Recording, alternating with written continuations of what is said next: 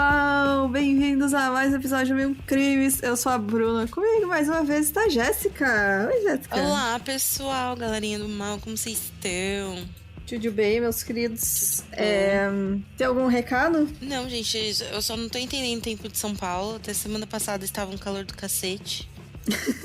Um calor que eu tava podendo vestir minhas roupas, né? Que consiste em pequenos trapinhos. Inclusive, se vocês quiserem me dar croppeds, eu aceito. Mas agora eu tô tendo que vestir calças. Eu acho isso um ato de homofobia da casa. Ai, meu Deus do céu. Gente, também não tenho recado, não. Na verdade, o único recado é apoia o Mil Crimes. Pra gente continuar e mantendo o podcast no ar e trazendo coisas novas e melhorias pra vocês. Então, essa é a segunda parte, tá, gente? A segunda de 3. Vocês não vão precisar esperar mais uma semana. A terceira parte vem ainda essa semana na sexta-feira, no lugar do mini episódio. Então, não precisa ficar nervoso, não, que vocês vão ouvir tudo essa semana ainda. Então, se você não ouviu ainda a primeira parte, então pare, volte, escute lá o episódio 200, que inclusive foi um marco e a gente esqueceu de falar, né? 200 episódios, cara. É muita coisa, né? Gente, muita coisa. Muita Caralho. coisa. Parabéns pra nós. Então, bora lá continuar a falar deste grandíssimo filho da puta aí, que era o Joseph Mengele. Então, bora lá pro caso de hoje.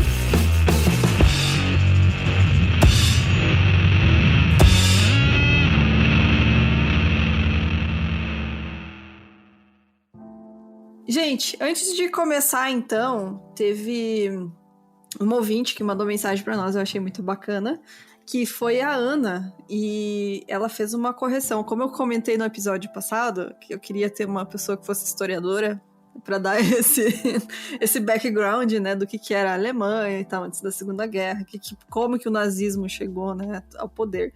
Então ela falou o seguinte, ela falou sobre essa parte da germanização. Como eu tinha citado, a Alemanha era mesmo um conjunto de impérios, então não existia um país ou império chamado Alemanha, mas sim uma etnia, que eram os alemães. Nisso, vários países podem ser citados como alemães, né? Aí entra a Áustria, que é onde o Hitler nasceu.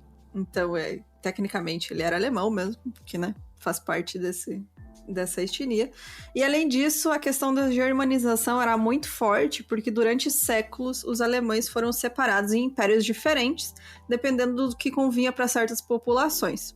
Por exemplo, se o império determinava o protestantismo como religião oficial e obrigatória, povos calvinistas iam para outro reino. Aquela coisa, né? Quem tá no poder é que decide.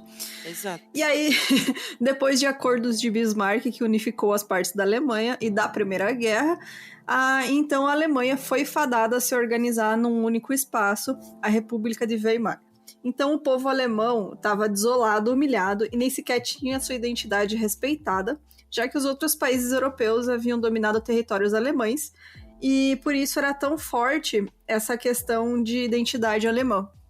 Pra quem não sabe, depois da Primeira Guerra, a Alemanha ficou fudida, literalmente fudida, né? Não tinha uma mão na frente e outra atrás. O pós-guerra é muito mais intenso, principalmente naquela época, né? Uhum. Porque a gente tem que falar de, tipo, sei lá, transporte de alimento, né? Afeta tudo, né, cara? Era foda.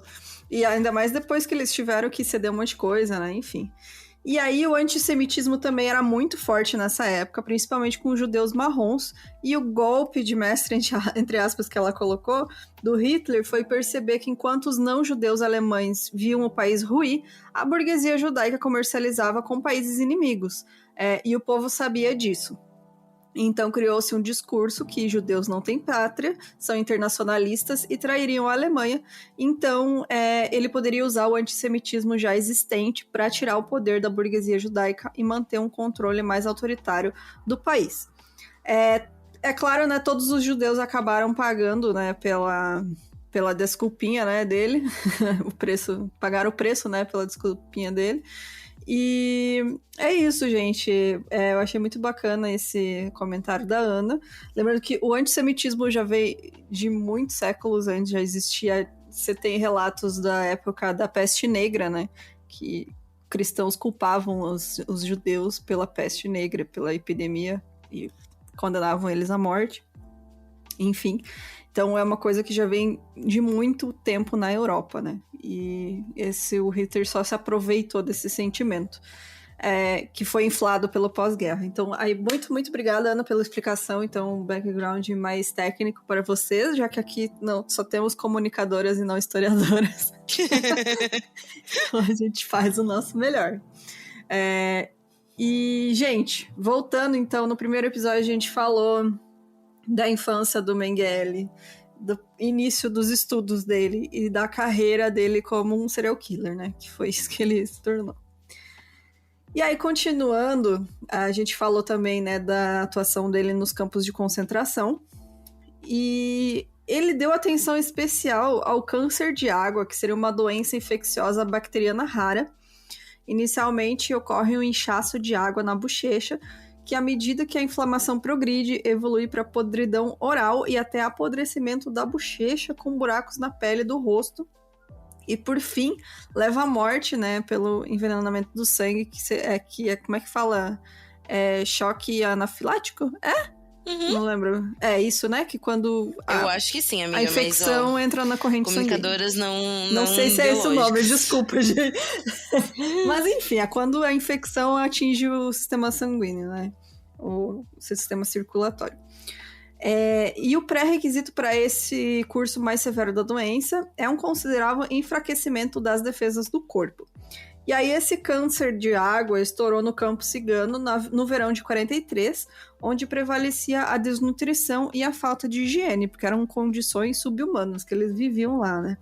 Crianças e adolescentes em particular adoeceram, e o médico tcheco, o Jan Sespiva, ele disse que pedaços inteiros de carne caíram e a mandíbula inferior também foi afetada.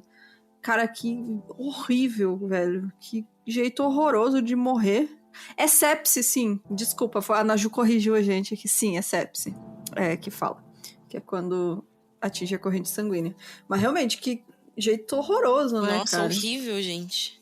Imagina. E aí o Mengele montou seu próprio quartel nas instalações da enfermaria para doentes e foi supervisionado pelo prisioneiro e pediatra judeu, o Bertold Epstein. Mengele fez exames detalhados dos doentes, fotografou as partes afetadas da bochecha e contratou um pintor para desenhar os rostos dos prisioneiros. Em um interrogatório, em 13 de abril de 1972, o médico Czesław Głowacki, cuidador e portador dos cadáveres no campo cigano, também relatou que Mengele removeu secreções das mucosas oral das crianças doentes e as injetou em crianças saudáveis. Nossa, mano. Mano, e vocês viram um nível de tortura que era essa doença, né? Porque era uma que horrível, doença tortuosa. Cara. Houve também um grupo de teste de adultos. Após injeções, uma rápida deterioração das pessoas afetadas podia ser observada. De acordo com o Głowacki, 3.000 pessoas morreram com essas vacinações, né, entre aspas, a maioria crianças. Também é relatado que Mengele mandou matar crianças doentes para que essas fossem examinadas e que realizou experiências sobre os efeitos das diferentes dietas. Era tipo que a gente vê tipo de bichinhos de laboratório. Nossa, cara, é o que fazem com rato, né? Exato. E ele fez com pessoa. Uhum. Sendo que o que o pessoal que eu leio muito, né, que eu já li sobre isso, né, quando eu tava pesquisando esses casos, é que assim, até em alguns momentos pode ser até colocado como experiência de caso e relatado como já aconteceu, né, essas experiências, mas efetivamente não tem como fazer, porque, por exemplo, quando a gente tá falando de ratos de laboratório, né, ele vem de uma linhagem, acompanham quem era, tipo, quais doenças aquele ratinho tem, né? Exato, você tem um controle genético, né? você não tem controle genético sobre essas crianças que estão vivendo em situações fisicamente, psicologicamente escrotas. Então, realmente Não serve de os nada. efeitos, as experiências, efeitos de diferentes dietas e tudo mais, de nada adianta, né? Ou até pode adiantar, mas como um estudo de caso, assim como seria um estudo de caso num hospital, por exemplo. Sim, né? sim. Você pegar, né, uma comunidade que já esteja doente e ver... Exato. Não causar doença neles, né? Mas Exato, causar doença achando observar de que perto. vai dar pra estudar aquilo, né? Que é o que fizeram aqui no Brasil, né? Olha a Prevent Senior aí. Fazendo teste mengeliano. Foi isso que eles fizeram, gente. Pegar e dar remédio que você não sabe se tem comprovação científica para pessoas doentes, morrendo no hospital. Isso é há relatos que fazem isso, por exemplo, quando a galera fala, ai, gente, vamos testar em humano, sabe? Algumas coisas, né? O cuidado é que, por exemplo, existem, sei lá, países africanos, né? Onde tem uma população super paupérrima, onde faziam testes nas pessoas, sabe? E é a mesma questão do Mengele, entendeu? De tipo, você tá testando pessoas e são pessoas que já vivem em situações já mais deploráveis, sabe? Mas enfim. Outra área principal de interesse de Mengele era a pesquisa de gêmeos, que também era especialidade de Verschuer. Desde a década de 1920, né, em particular, a pesquisa de gêmeos tem sido um método de pesquisa amplamente reconhecido internacionalmente para problemas de hereditariedade humana. Na Alemanha, isso foi usado principalmente para investigar problemas de patologia genética. Em termos de método, entretanto, isso exigia um exame de gêmeos doentes, o mais simultaneamente possível.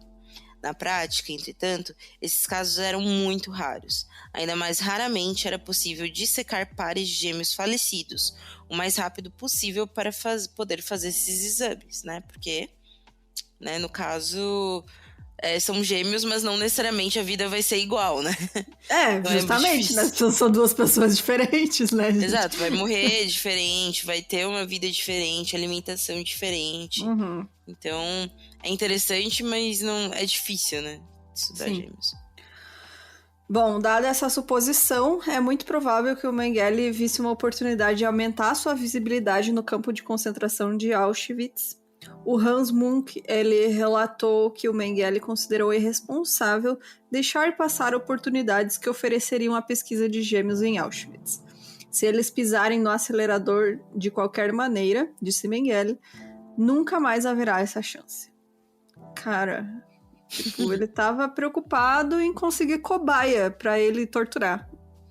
É isso, exato. E achando que era um grande experimento. Nossa, ele se achava o cara mais inteligente do mundo, né? O Mengele montou um chamado jardim de infância no terreno do acampamento cigano, no qual todas as crianças de até 6 anos eram alojadas, especialmente cuidadas. O quartel estava em melhores condições do que a maioria, era um verdadeiro parquinho infantil com caixa de areia, balanços, carrossel e equipamento de ginástica, e foi montado e as crianças receberam melhor alimentação por um tempo. Ele também fez os primeiros testes em gêmeos nesse campo, né, nesse parque, jardim de infância, entre aspas, e trouxe outros pares de gêmeos que obtinha principalmente dos transportes que chegavam constantemente. Mengele não podia realizar suas extensas investigações sem ajuda. No entanto, ele nomeou Epstein chefe de seu laboratório experimental e garantiu a cooperação dos médicos e enfermeiras internos, né, que no caso eram outros presos, né? Que ele supervisionou estritamente e não os informou sobre o propósito de sua pesquisa. No caso da antropóloga polonesa Martina Puzina, que estava doente com tifo quando conheceu Mengele em março de 1944, durante uma seleção na enfermaria, Mengele forneceu comida adicional e melhor acomodação para que ela pudesse ter medidas antropológicas em gêmeos após a sua recuperação. Ela afirmou que circulavam rumores de que um aumento da raça nórdica estava sendo procurado e que a criação de gêmeos estava sendo testada. Ela não soube nada sobre o futuro destino dos gêmeos. Ou seja, ele queria procriação de gêmeos, porque aí ia ter mais...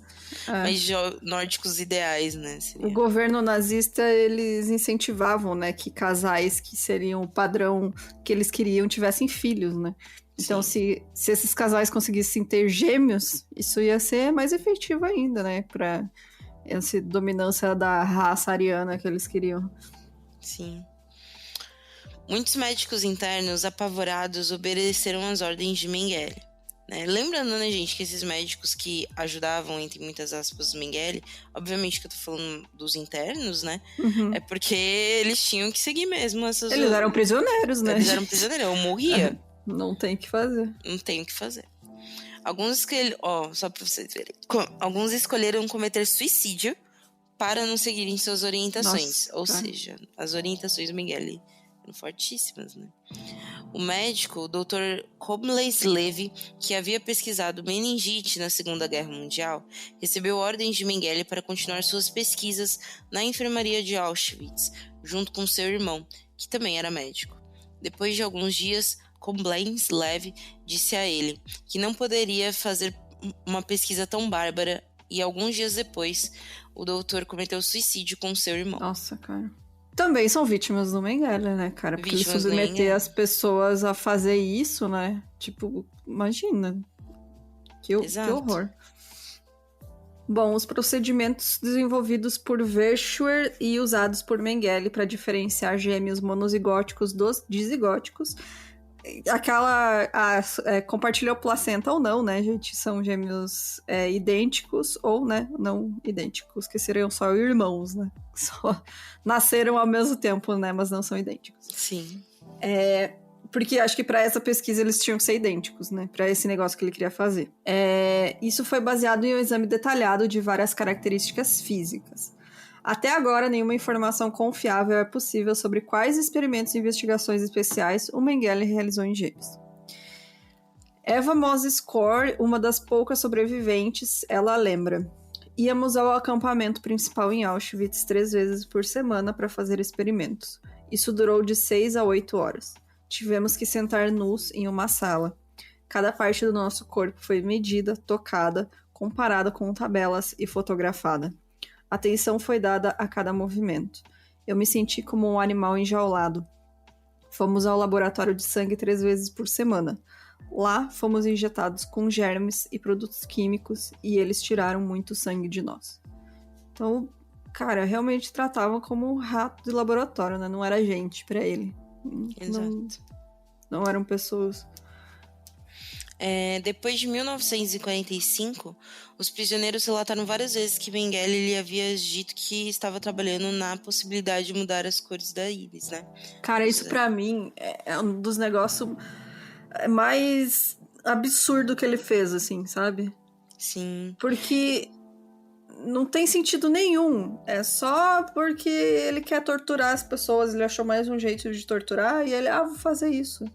Sim. Porque, sério, gente, é sem noção. E com a desculpa do purismo ariano, né? Uhum. O que é louco, né, gente? Porque eu fico vendo, assim, outro dia eu tava vendo uma reportagem de gente que vai pra Indonésia, enfim, não vou lembrar, algum país da Ásia, que pra fazer cirurgia, pra ficar com o olho claro, sendo que tem alto risco de ficar cego. Existe isso? Existe? Não sabia que existia esse procedimento. Sim. Tipo, e tem uma Gente, galera usa lente indo. de contato se você quer fazer isso, sabe? Uma galera indo porque quer ficar com o olho claro. Enfim. Mengele foi observado pingando líquidos nos olhos das crianças, o que fez os olhos incharem e ficarem inflamados e avermelhados, o que também levou à cegueira ou à morte. Algumas testemunhas relataram um grande número de olhos preparados que Mengele aparentemente também enviou ao QA em Berlim para uma investigação mais aprofundada. Mengele realizou experimentos em crianças Sinti, bem como em crianças judias e não judias, incluindo recém-nascidos. Velho. Gente, sério. Sim. E ele pegava esses olhos e ele injetava coisa, né, nos olhos das pessoas. Ele usava tipo um colírio, assim, sabe? Quando a pessoa morria, ele tirava o olho e mandava pra universidade. pra eles pesquisar, ver lá, o que vocês acham aí? Será que dá certo de fazer isso? Sério. Uma conexão é vista entre os experimentos de Mengele e um projeto de pesquisa da bióloga Karin Magnussen, do Kiowa. Magnussen trabalhou na questão de até que no ponto a cor dos olhos era hereditária e poderia servir de base para estudos de raça e ancestralidade. Ao fazer isso, ela primeiro testou os efeitos de hormônios e substâncias farmacológicas na pigmentação de coelhos no Departamento de Patologia Hereditária Experimental, chefiado por Hans Natchemus, olhando os olhos diferentes entre as raças, né? No caso de coelhos, né? Suas tentativas são uma reminiscência dos instintos de Mengele. Como Mengele não tinha experiência oftalmológica, ele provavelmente obteve suas substâncias de Magnussen, né? Que é aquela bióloga. Em um ensaio do verão de 1944 sobre as relações entre cor da íris, a distribuição histológica do pigmento e a pigmentação do globo no olho humano, Magnussen também relatou o estudo de pares de olhos humanos. Para 31 desses pares, né, de olhos, ela não forneceu nenhuma informação sobre sua origem, de modo que provavelmente esses olhos tenham vindo do campo de concentração de Auschwitz. Ou seja, o Mengele era um grande filho da puta, mas não somente Mengele era um grande Não filho somente da puta, ele. como a comunidade biológica, que é uma pesquisadora, bióloga, que estava pesquisando a questão dos olhos, que manda para ele, né, o material para ele jogar nos olhos das crianças para mandar de novo. Ou seja, a que é real toda é uma que... rede nazista de pesquisadores que juravam Exato. que estavam fazendo pelo bem A real é que teve muita gente que aproveitou que ele era esse psicopata e falaram, já que ele tá disposto a fazer esse tipo de coisa, vou aproveitar, né? E vou pegar aqui pra minha pesquisa, pra fazer meu TCC aqui, esses olhos de criança que foi morta e torturada por ele. Tipo, sabe? Uhum. Parece um chefe que eu tive que fala, por que não comprar produto de origem de trabalho escravo? Se a criança já fez, você tem que valorizar o trabalho dela. Putz, cara bacana de se conviver, né? Que cara bacana, né, gente? Um chefe aí que eu tive. Bacana. Por quê, né? Deixa lá a criança trabalhar até morrer, ser explorada. E eu acho que é interessante isso, porque provavelmente na cabecinha zoada do Mengele, ele devia realmente, muitas vezes, né? E a gente vai vendo isso, muitas vezes ele pensar que ele realmente estava fazendo algo pró ao partido, né? Uhum. E algo pró à ciência. Uhum. E não tinha ninguém que dissesse ao contrário disso, porque se tem Exato. pesquisador respeitado dando até material para ele fazer a pesquisa, não tem como ele não acreditar nisso. Sim. Né? Justamente. Ele não fez sozinho, né, gente? Exato. Esse que é a real.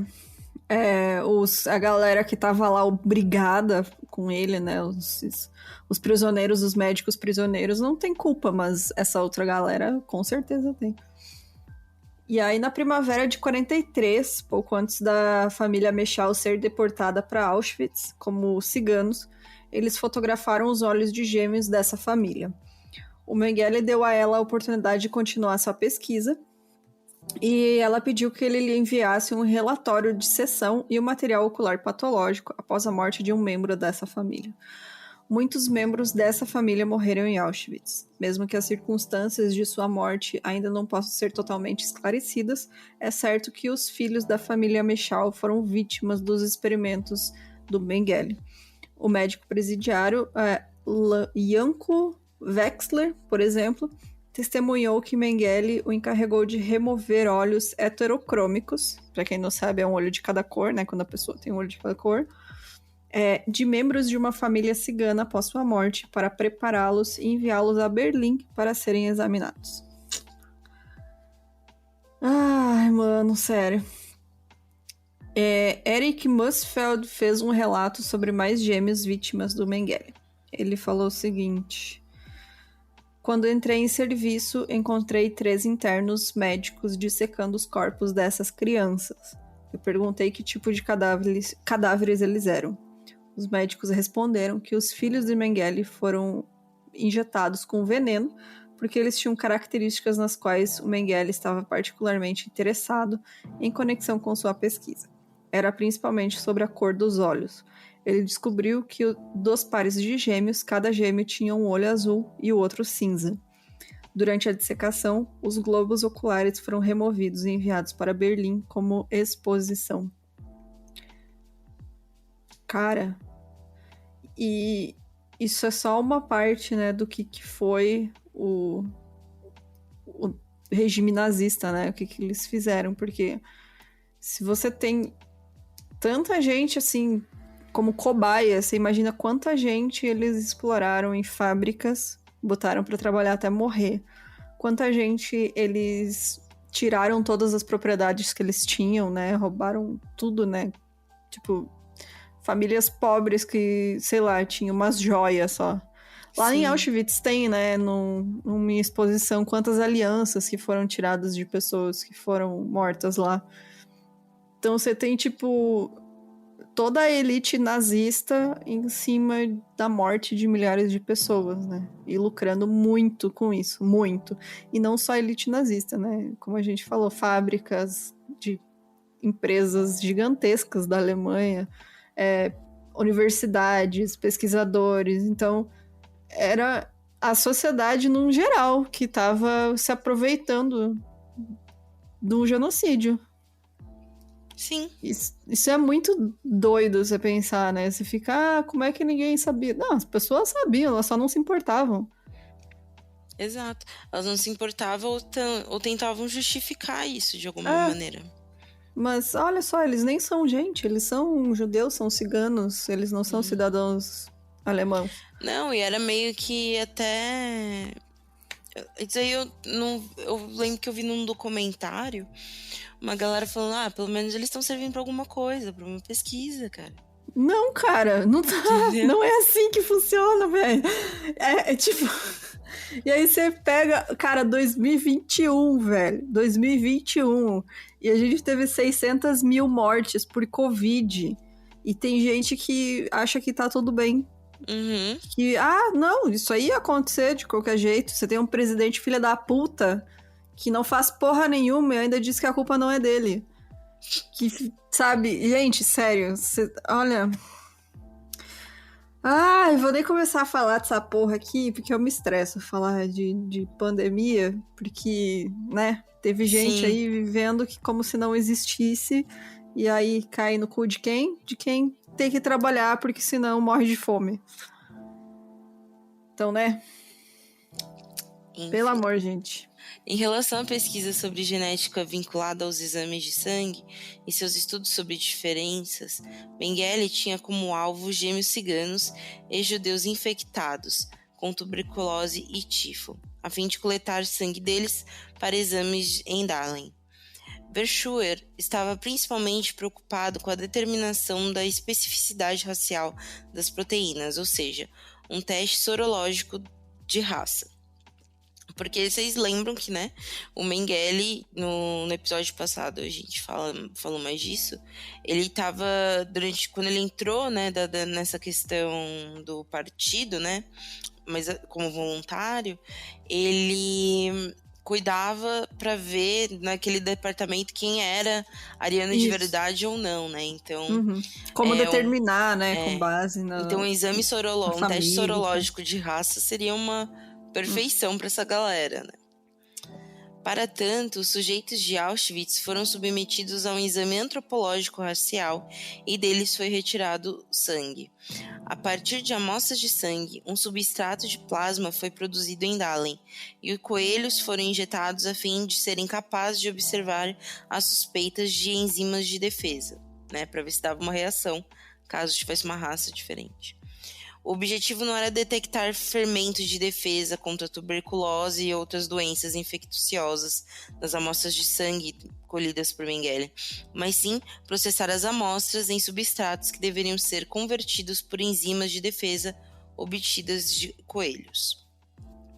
Além de seu interesse por gêmeos, é relatada a atenção especial de Mengele que ele tinha por pessoas mais baixas, né, portadoras de deficiências congênitas. Nesse contexto, é feita menção a um grupo de 22 pessoas com nanismo, né, húngaras, que foram deportadas de Auschwitz em 19 de maio de 1944 como parte de deportação dos judeus húngaros. Mengele suspendeu a seleção e a alojou no bloco 30 no campo B2B. Posteriormente, o bloco 9 do campo feminino BI realizou exames extensivos. Membros dessa família foram libertados pelo Exército Vermelho, né, quando recuperaram Auschwitz. Recebemos inúmeras seringas, quase todos os órgãos. Recebemos medicamentos e fizemos inúmeras coletas de sangue. Éramos experimentados quase todos os dias. Mengele supervisionava pessoalmente os experimentos, e ele estava lá quase todos os dias e dava instruções aos médicos internos sobre nós. Mesmo que nossas condições de vida fossem muito melhores do que as dos outros prisioneiros, passamos por uma grande agonia mental, porque sabíamos que mais cedo ou mais tarde seríamos mortos e que nossos esqueletos seriam colocados em um museu biológico. Relato do livro Campo Ludovic, testemunho da investigação preliminar de Mengele. Sim, você imagina, né, cara, o sofrimento psicológico dessa galera, né? Além de tudo, você saber que quando ele cansar, você tá morto, né? Tipo, você não tem mais serventia pra ele, você vai ser morto. E uma coisa que é sempre bom lembrar é que as primeiras vítimas do regime nazista foram pessoas com deficiência, né? Eles fizeram especialmente uma perseguição, o partido nazista, assim que entrou no poder, de acabar com hospitais psiquiátricos, né, e as casas que tinham, né, para acolher pessoas com deficiências físicas e psicológicas, né, e mataram essas pessoas. Era isso, gente, tipo, eles foram os primeiros a morrer pelo regime nazista. E muitas vezes são esquecidos, né, que, tipo, é uma camada muito vulnerável da sociedade que depende, né, que o Estado protejam eles. E a primeira coisa que os nazistas fizeram ao assumir o Estado foi acabar com eles. Então, tá aí também uma parte muito horrível da história, né, dos nazistas. Que, assim, que se pegar basicamente qualquer minoria social, eles foram massacrados, né? Tipo, enfim, né, gente? O assassinato de pessoas consideradas deformadas para fim de pesquisa foi confirmado por várias fontes. E o número dessas vítimas é desconhecido. Porque nessa época também acontecia muito, tipo, a criança nasceu com deficiência, a família abandona, né? Então, muitas dessas crianças viviam em orfanatos, ou até adultos, né? Viviam em abrigos. Então, tipo, não tinha ninguém que reclamasse o corpo deles, ou que, né, tivesse contato com família. Então, realmente não tem como saber quantas vítimas foram. O Mengele não apenas realizou experimentos humanos no contexto de seus próprios interesses de pesquisa, mas ele também se orientou nos experimentos de outros médicos de campos de concentração em Auschwitz. O Karl Klauberg e o Horst Schumann, por exemplo, fizeram experiências com esterilização de pessoas com apoio especial do Himmler. Até o Mengele experimentou várias técnicas cirúrgicas de esterilização e castração de homens e mulheres, e também experimentou com a injeção de ácidos no oviduto feminino. Essas e outras operações foram realizadas por Mengele, que não tinha médico especialista, e a cirurgia geralmente era realizada sem anestesia. Os que sobreviveram às operações foram posteriormente colocados na câmara de gás. Um fato a se comentar também é que os nazistas se inspiraram muito nos norte-americanos, né? Que já vinham fazendo uma campanha de esterilização forçada de mulheres nativas, nativo-americanas. Então, o extermínio indígena dos Estados Unidos é uma fonte muito grande de inspiração para os nazistas. E não é à toa que quando acabou a Segunda Guerra, né, o regime nazista caiu, muitos cientistas nazistas foram acolhidos pelos Estados Unidos para pesquisa de guerra, né? Porque, no fundo, eles não são tão diferentes assim, não, né? Os americanos só são menos explícitos. Mas se vocês procurarem até quando começou filosofia eugenista e etc., você vai ver tudo foi americano, né? Tudo estadunidense. Sim, pra eles era muito conceito também de não propagar, né? Uhum. Existe, por exemplo, mesmo no Canadá, a galera fica, nossa, gente, Canadá perfeito. Nossa, o Canadá fez um extermínio indígena também. Fez o extermínio até indígena. Hoje. Uhum. A galera fala, nossa, gente, Canadá é tudo fofo. Não. E também vende arma pra Arábia Saudita também, né? No final dos anos 90, rolou também, eu não lembro, era algum estado do Nordeste, acho que foi Bahia, enfim, investigaram esterilizações de mulheres indígenas também na época. No Brasil também no aconteceu. Brasil, e tipo, isso daí faz nem 20 anos, gente. Foi. E nos Estados Unidos também teve, na década de 50, ali, antes um pouco, né, quando tinha o apartheid americano, né, também mulheres negras, né, eles faziam esterilização forçada, inventaram o anticoncepcional, assim, né. No Brasil já chegou a ter também, nas escravizadas, enfim, né, gente? Essa questão de enfim, pegar o corpo das mulheres e achar que eram somente para propagar coisas indesejáveis para eles, né? Exato. Bom, o Stanisław Zemlin, que era um médico polonês que trabalhava como prisioneiro no campo cigano, ele testemunhou uma investigação em 72. Testemunhou, na verdade, na investigação que foi feita em 72, né? Que o Mengele o infectou pela primeira vez com tifo em junho de 43 e depois o tratou com uma droga desconhecida, aparentemente ineficaz. Era cloroquina o nome da droga. Não, mentira. O ex-portador cuidador de cadáveres na enfermaria, o Jacob Balabal, relatou que Mengele certa vez procurou prisioneiros que pelo menos uma vez sofreram de malária. Estavam presentes 48 presos que foram conduzidos um a uma sala e mortos por injeção. O sangue foi retirado dos corpos ainda quentes, provavelmente na esperança de ser capaz de fazer uma vacina a partir dele. Cara, eles iam nos galpão e só falavam quem já teve malária. As pessoas erguiam a mão. Sim. E daí eram levadas. E aí matavam. Cara, sério. É muito absurdo, né, mano? Nossa, eu fico muito... Nossa. Pode continuar. Eu não tenho nem o que comentar, sabe? Porque, tipo... sim. A gente fica sem palavras, sabe? Porque era uma linha de produção de cadáver. Sim, cara. Era, tipo, as desculpas mais estarpafúdias pra matar alguém. Resumidamente. Exato. A secretária distrital Judith Gutmann, que originalmente atraiu a atenção de Mengele como uma irmã gêmea, né?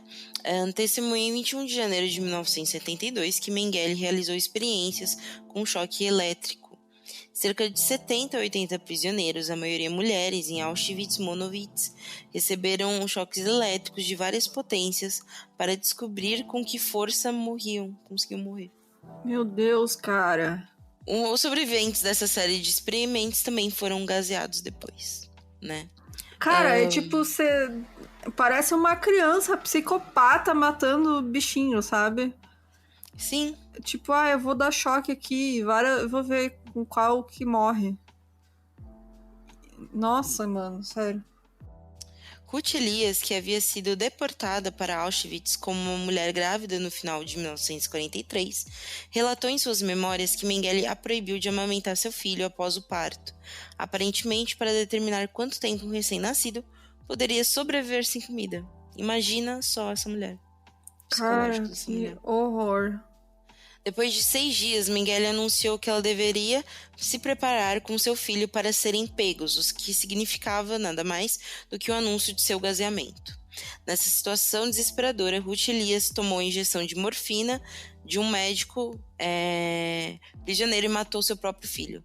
Como mulher jovem sã e sem filhos, ela foi designada para um transporte para outro campo. E esse caso foi tipo assim, ela falou assim que teve uma galera que julgou porque ela matou o próprio filho, né? Cara, mas que tipo... Mas que se ela não fizesse isso, ela não ia sobreviver. Sim, que situação horrorosa. Quem é que julga essa mulher, cara? Tipo, que ela falou assim, porque não morreu junto com o filho, sabe? Mano, Mas, vai tomar no cu, sabe? Quem mas que é era você pra falar isso? Olha a situação que ela sim. tava, velho. Não tem nem como E aí no imaginar. relato dela, ela fala isso, que ela matou o filho dela porque era a maneira que ela conseguia sobreviver, né? Sim. Não tem... Cara, não tem como julgar uma pessoa assim, cara. Porque, tipo... Sim. Olha a situação extrema que ela tava. Tu nem sabe o que você faria numa situação dessa, sabe? Tipo, não tem como imaginar isso. É impossível. Então, tipo, se não vai julgar uma pessoa numa situação assim, não tem. É absurdo. A questão de até que ponto o Mengele realizou pesquisas científicas sérias em Auschwitz, apesar de toda a desumanidade, foi recentemente respondida de novo. As opiniões sobre as suas qualidades como cientista já diferiam amplamente entre aqueles que o haviam visto em Auschwitz. De forma abreviada, os resultados do que foi detalhado por Mengele sendo resultados de pesquisa histórica foram percebidos como se Mengele tivesse realizado pesquisas genéticas desumanas, mas sérias. No entanto, não deve ser esquecido que as questões de pesquisa talvez estivessem em linha com a época, mas que foram determinadas principalmente por um racismo inquestionável que era baseado em uma visão de mundo orgânica e tinha relevância prática para a política racial nazista. Ou seja, se você faz uma pesquisa com uma pergunta completamente errada, de que serve a sua pesquisa, né? Exato. Eles já começam errado querendo provar que a raça ariana é superior. Isso já é uma premissa errada, sabe? Tudo que você fizer tentando provar isso vai ser errado. Então, né? Em 17 de janeiro de 45, o Exército Vermelho avançou pela Cracóvia, apenas a 50 quilômetros a leste de Auschwitz. Enquanto o comandante do acampamento, Richard Baer, ordenou a evacuação do campo, o Mengele deixou o campo de carro em direção ao campo de concentração de Gross-Rosen com os seus documentos médicos embalados às pressas em sua bagagem. Desde 18 de janeiro, ele foi listado como médico do campo em Gross-Rosen e ele foi designado como sucessor de Friedrich Entries, que havia sido transferido em 6 de fevereiro de 45, como novo oficial médico da SS. Depois que Gross-Rosen foi liberado, o Estado-Maior de Comando mudou-se para o subcampo de Reichenau para continuar a administrar os subcampos no complexo do campo de Gross-Rosen até o final da guerra.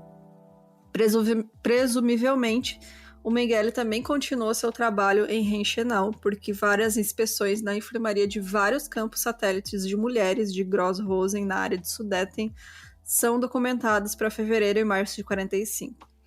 Lá, ele fez, entre outras coisas, seleções de mulheres doentes e grávidas. Ou seja, né, até quando estavam os comunistas querendo comer o cu dele, ele fugia para outro campo e continuava lá o que ele estava fazendo. É absurdo, cara. O cara é muito psicopata. Ele não conseguia parar. Ele procurava outro lugar pra fazer a mesma merda. Ele não conseguia parar, é isso. Ele, queria continuar fazendo as merdas dele. Então, e os comunistas estão lá liberando esse campo, eu vou pro outro. Vou continuar aqui nesse outro, até eles chegar aqui. Quando eles chegar aqui, perto, eu vou fugir pra outro. Até que ele fugiu pro maior de todos. Vocês não vão me catar, tipo isso. O maior de todos, que é o Brasil, né? Sim. Perto do final da guerra, Mengele estava no norte da Boêmia, no hospital de guerra.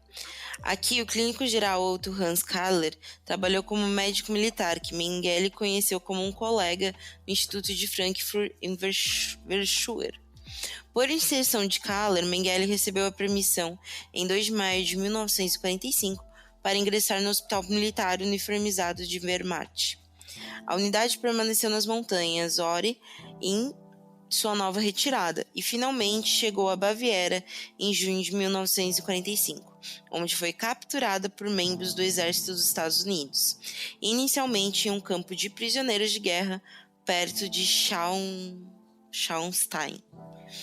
Depois de 6 semanas, Mengele foi transferido para o campo perto de Helmbrechts e solto depois de mais 2 semanas, embora estivesse na lista de crimes de guerra desde maio de 1945. Ele não foi identificado como membro da SS, muito menos médico de campo de concentração porque não tinha documentos com ele. Usava nomes falsos e camaradas atestavam por ele, e ele não tinha nenhuma tatuagem típica de grupos sanguíneos que os grupos sanguíneos do SS tinham. Supostamente por ele não ter tatuado por vaidade na época. Ele não quis tatuar porque achou feio. Resumidamente. Ok. E com isso ele já escapou, né? Com documentos falsos e em nome de Fritz Hohmann, ele voltou para casa via Donauwörth para Günzburg, onde fez contato com sua família e inicialmente se escondeu na floresta por algumas semanas. Cara, o cara botou o nome, tipo, João da Silva, né? Fritz Hohmann. E se mandou. E a galera... porque tava uma bagunça, né? Nessa hora. Tipo, imagino que devia estar mesmo, né, tava, gente? tipo... Porque... tava um inferno, né? Imagina, os americanos de um lado, os russos do outro. E aí... Tipo, eles, né, fazendo vários prisioneiros, tentando identificar essa galera, ver quem que era os comandantes oficial, né? Porque eram os grandão que tem que ser preso, né? Os soldados, foda-se. E como é que você vai atestar? Não tem internet, não tem porra nenhuma. Tanto que até hoje você vê o tanto de documentário, série de meu vizinho é nazista. Porra, aqui no sul, cara, os caras abrem o porão lá da casa que tá lacrado de 50 anos e acham o negócio nazista. Ai, no meu avô era nazista, eu nem sabia, né? Tipo, a galera... Não o meu, tá, gente? Tô dando exemplo. O meu avô não tem nada a ver com essa história. Mas é tipo a galera descobrindo isso, sabe? Abre o porão da casa, da família e descobre que o avô era nazista. E ninguém nunca desconfiava. Olha só, o meu vizinho, um senhorzinho que veio lá da Alemanha, coitadinho. Aí falou que veio fugindo da guerra. Você tem um vizinho que é um senhorzinho que veio da Alemanha, eu vou dar uma leve desconfiada. Então, mas, sabe?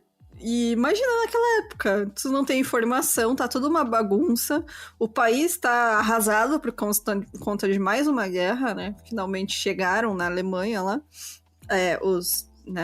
os russos e os americanos invadindo tudo sendo bombardeado, tudo uma bagunça, as linhas de comando tudo sendo quebrada, né? Porque aí eles estavam espalhados, que a galera que sobrou tacou foda-se.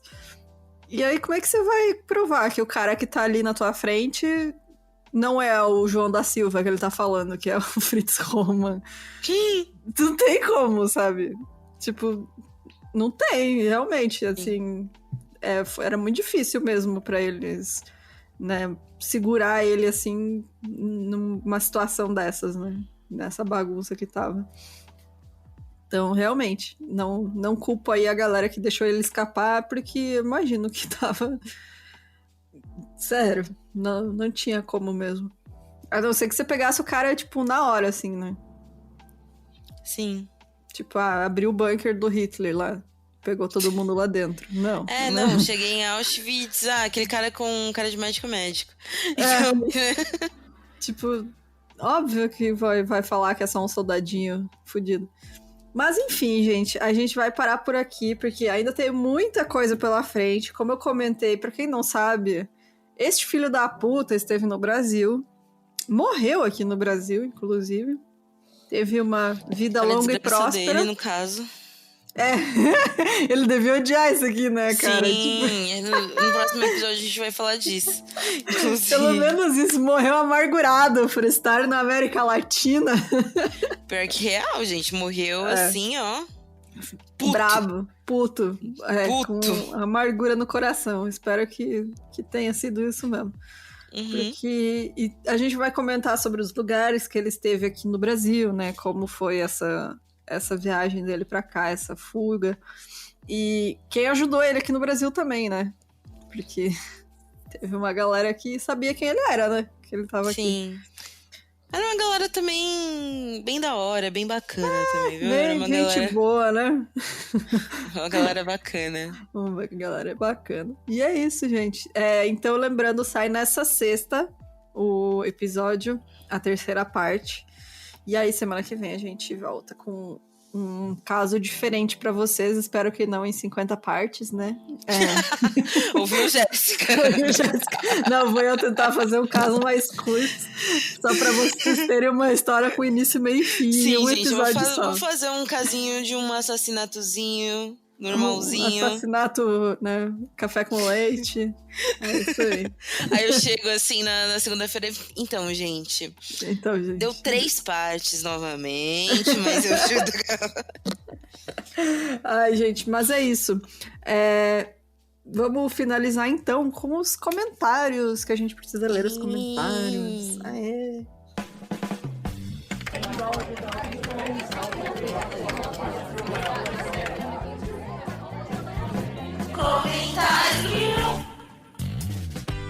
Gente, antes dos comentários, eu quero ler uma mensagem de um ouvinte que mandou pra gente uma correção, que era pra eu ter lido no episódio passado e eu acabei esquecendo. Deixa eu ver aqui. Tô abrindo. Aqui, o Gustavo. A gente falou de São Raimundo Nonato. Eu não lembro de ter falado desse município, mas ele só disse que fica no Piauí. A gente deve ter comentado que ficava no Rio Grande do Norte por causa do caso, né, do massacre de Barreiros, mas realmente não é. Ela é no Piauí, São Raimundo Nonato, é outra cidade, então que a gente acabou confundindo. Mas é isso, muito obrigado, Gustavo. E bora então para os comentários do episódio passado, que foram a primeira parte do Mengele, né, gente? Sim. Você quer começar aí? Pode ser. O Kairos falou que, mano, que ódio deste cara, eu já tinha ouvido falar. Porém, também pensava que quando ele começou, ele era velho. Era tipo, eu pensei, cara, como é que ele viveu tanto? Porque eu, na minha cabeça, ele já era velho quando entrou pro partido nazista. Não, ele era calouro ainda. Exato. O Gabriel. O Gabriel falou, resumo do episódio. Só que um nazista até suástica virar um catavento. Esse é o lema pra ele, você pode levar pra sua vida. Você vê um cara usando uma suástica, uma pessoa usando uma suástica, você pode socar até virar catavento. Tem o nosso selo de aprovação, tá, gente? 1001 approves. A Angolita disse, nem ouvi, já estou com ódio. Já sei que vou xingar muito enquanto estou de fone de ouvido e minha filha sem entender nadinha. Tadinha, cara. Ai. Mas sim, gente, esse é obviamente, né? Você vê uma foto de um nazista, aí você fala, você já fica puto. Você já fica puto, né? Você já não sabe sobre o que é, sobre que situação é. Mas aquele nazista puta, salvou né, 570 gatinhos, foda-se, meu irmão. Foda-se, nazista, não sei o que apanhar. Exato. A gente é a favor da violência, sim, tá, gente? Paz e amor não existe. Uhum. Bom, a Jéssica com J, ela comentou o seguinte, esse nome, cara, Jéssica com J. Eu amo. Ela falou assim, não sei porquê, mas esse Mengele me fez lembrar de um certo plano de saúde sênior. Ódio. É real, né? Não sei por que será, né? Por que será? Por que será? Parece, né? São coisas da vida. Semelhanças. O Kaique sem que, eu tô amando. Jéssica com J, Kaique sem que. Nossos ouvintes têm os melhores nomes no Instagram, cara. Isso aí, a galera é muito... Nossa, é muito bom. Exato. Aí eu fico 7 horas, tipo, fiquei dias pra escolher um nome com underline, sabe? Sinceramente. Aí o que esperar de homem branco fardado? Só de ver a imagem já dá pra ver que é um merda. Sim, né, cara? Ai, muito bom. Até hoje. Você vê lá o cara de farda, né? Olha lá, já É que nem eu comentei que eu vejo uma bandeirinha do Brasil hoje em dia, eu falo, olha lá o filho da puta. Eu tava vendo um tweet cara, e era bem isso. Um tweet que era bem isso. Antigamente eu via uma bandeira falava, nossa, mano, vai ter jogo no Brasil, vai caralho, ter jogo no Brasil, né? Seleção, olha, Copa do Mundo. Que da hora. Agora, nossa, que filho da puta. Eu vejo carro, passo nas caras, olha lá o filho da puta, olha lá com a bandeira do Bolsonaro. Esses dias eu tava vendo uma matéria muito divertida, que é como usar sua camisa da seleção sem parecer um bolsominion. Eles estavam mostrando várias camisas alternativas, tipo aquela camisa que é azul marinho, Ah, uma camisa bonita, da feminina, sabe? Que também tem outras cores, que é meio roxeada. Por quê? Você, por exemplo, eu, novamente, né? Uma boleirinha, uma pessoa que gosta de futebolzinho, nunca mais posso usar uma camisa. Cara, que tristeza, né? Eu gostava tanto de ir no bar assistir jogo do Brasil. Sim, cara, agora você tem que, tipo, usar camisas alternativas. Você não pode usar a principal, que é a amarelinha, que é uma camisa bonita, mas cagaram, bonita, acabaram com o nosso agora você olha pra ela, você tem ranço. Sim, e é uma camisa que eu gostava muito da capa da Copa do Mundo, porque eu achava aquele amarelo com verde original. Combina, não. A gente é meio brega mesmo, brasileiro. Total brega, amarelo e verde, o que combina, né? Você vê os Estados Unidos, azul e vermelho, né? Você vê uma Inglaterra, assim, né? Agora, amarelo e verde. Não combina. Mas, mesmo não combinando, a gente já sabia que era quando era jogo do Brasil. Entendeu? Porque às vezes ficam na frente da televisão jogos de outros países e não sei de quem é. Tem que ler a miniatura de 3 letras que nunca é identificável. É bem isso, cara. Ai, que triste, que ódio, né, cara? Que ódio. Acabaram até com a nossa alegria. A única alegria que a gente tinha nesse país, acabaram até com isso. A Copa do Mundo era a nossa única alegria, gente. Sinceramente. Agora que teve a Copa Feminina, que é a última... Eu lembro que, tipo, na minha firma, eles estavam dando camisa azul e camisa amarela. Todo mundo querendo azul, né? Ninguém queria amarelo. Ninguém queria amarela, né? Aí a gente tirando foto. Gente, por favor, não acham que é bolsominion, por favor, sabe? Eu só tô torcendo aqui pras meninas do Brasil, pelo amor de Deus. Tô torcendo pra Marta. Enfim. Ai, foda. O Tizarles mandou: se fosse vivo, faria parte da diretoria da Prevent Senior tranquilamente. Seria funcionário do mês. Ia ser só a fotinho dele, sabe? Aquele episódio do Bob Esponja, que é só a foto dele de funcionário do mês, ia ser do Mengele na parede da Prevent Senior. Sim. Aliás, por isso que o Luz com um grande revoltado, né? Há anos, ali naquela... Quem nunca, né, gente, trabalhou numa empresa em que você está há 300 anos e vem um filho da puta puxar saco. Que resolve fazer tudo e que ama pra caralho a empresa. E veste camisa do mês. Veste camisa da empresa, os querendo morrer. Isso, né? Você quer ler mais Caroline Lopes falou, coincidência mesmo pesquisar sobre ele. É isso, gente. A gente não falou pra vocês, mas a gente tá implantado um chip. Né? Se você está ouvindo este episódio, você já tem o chip. Se vocês estão ouvindo, automaticamente vocês têm um chip implantado na cabeça de vocês. Exato. Então... A gente recebe aqui os cookies. A gente disfarça, na verdade, pra vocês não acharem que a gente tá lendo os pensamentos, a gente disfarça com, gente, mandem indicações. Não é, a gente já sabe que vocês vão mandar. A gente já sabe o que vocês querem. A gente já sabe. Não, mas pode mandar, gente, manda. O chip falha às vezes. Às vezes 3 dias não pega. Gente, mandem comentários aí, comentem no nosso Insta pra gente ler, comentar no episódio principal, né? Acabei de ler uma pessoa xingando a Fabi aqui, já vou apagar.